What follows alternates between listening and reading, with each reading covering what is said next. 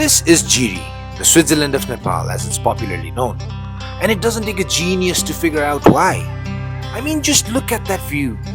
That was exactly what we were after when we took the Hyundai Creta EV on this road trip.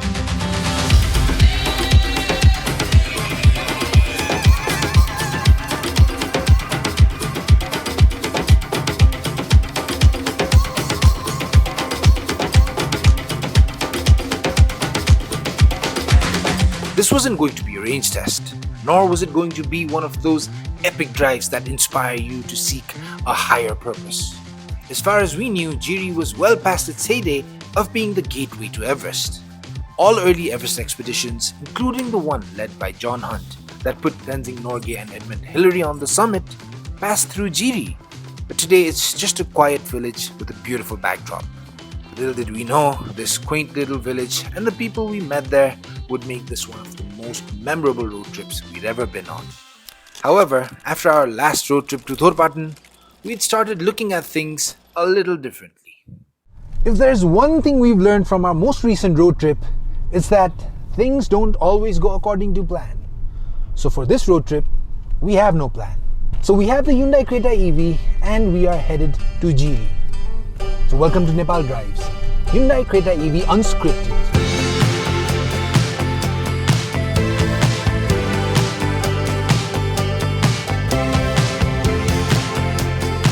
In order to get to Jiri, we have to drive a total of 189 kilometers, which shouldn't be a problem for this car because you get an expected range of around 300 kilometers. So that is not a problem. One thing that we have for this trip is the Hyundai Relax van, which is there for safety. But if I'm being honest, that would be the last thing that we would want to use. It's basically a vehicle-to-vehicle charger that gives you a quick top-up if you're in a pinch. It's got an 11 kilowatt-hour charger, but that's irrelevant because we were determined not to use the safety net. Remember, no plan. But Hyundai did insist we take their Relax van along for the ride. Luckily, Jiri was less than 200 kilometers away. Well, there is one plan that we do have. In order to get to Jiri, we are not taking the conventional route that would take you from Banepa to 0 Kilo because the roads are under construction and there's a lot of traffic. So what we are doing is taking the detour through Nagarkot. It's slightly longer and it has more uphill climbs, but we will be avoiding a lot of traffic, which I think is a good idea. To avoid the road construction around Banepa, we took the back roads through Nagarkot, eventually leading us to 0 Kilo. Now, as Mr. Andre Lauren Benjamin very rightly said, you can plan a pretty picnic, but you can't predict the weather. And when you're traveling during peak monsoon, you're pretty much guaranteed a healthy dose of rain. And boy did it pour. Dancing underneath the endless sky, all the colors they collide in a tapestry of... So here's a quick update. We left Kathmandu very late, around 11:30-12. That means we're way off our schedule. And then it started raining. Cats and dogs. One of the heaviest downpours we've ever had to drive through. Which meant one of our backup cars couldn't pass through some of the roads. A lot of flooding, which meant one of our team members had to get out of the car in the pouring rain, get drenched to make sure that the car could pass through the roads because you couldn't see anything. Well, that was one of the problems that we had. And we're way off schedule, but now we have clearer skies. But the one good thing about everything is we never had a plan. So even when everything goes haywire, we're still sticking to the plan of not having a plan, which means there was no problem at all.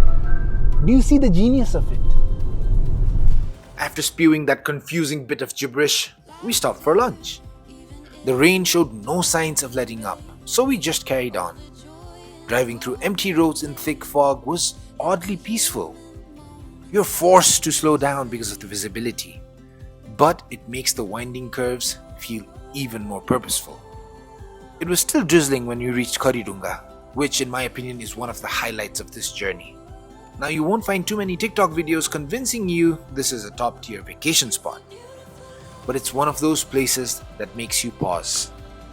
Perched along the winding roads of Dolkha, It offers stunning views of terraced hills and misty ridge lines, all set against the moody grey sky we were driving through.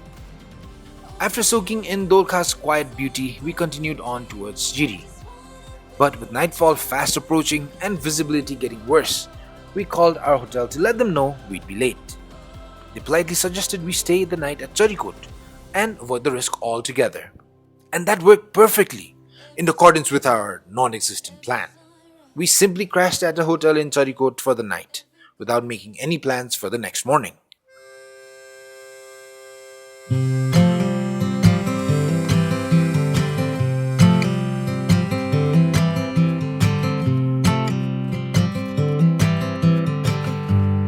Once again, things worked out. The folks at Downtown Hotel were lovely, and they had a golden retriever named Joy, who was a joy, except when he chewed up our socks and shoes. Still, we slept incredibly well. Turns out not having to stick to a schedule is wildly underrated. The next morning, we set off for Jiri. And what a drive that turned out to be. The skies had completely cleared up as if the monsoon gods finally decided to give us a break. The hills, freshly rinsed by last night's downpour, were glowing, vibrant and alive. Hold your head up high. This is our time. Hold your head up high. This is our time. Together The road from Charikut to Jiri is the kind that makes you turn off your music and just soak in the moment. Smooth tarmac winding through ridgelines and valleys, with every turn more satisfying than the last. After all that fog and rain, this stretch felt like a gift.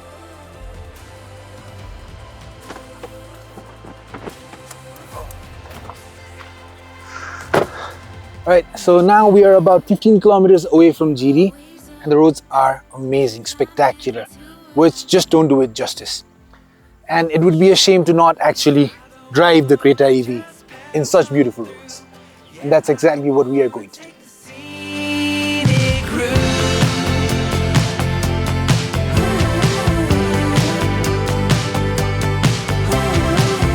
Pack up the car, drive for miles, got nowhere to go.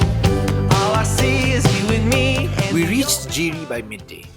The skies, crystal clear. The air, pristine. And the view? The kind that makes you question your decision to live anywhere else. Now, we heard somewhere that Jiri had an airport. Or used to anyway. Naturally, we went to check it out. What we found was less runway and more pasture. The airport had long been abandoned, and now nature had fully moved in. Vast green fields gently reclaiming the space.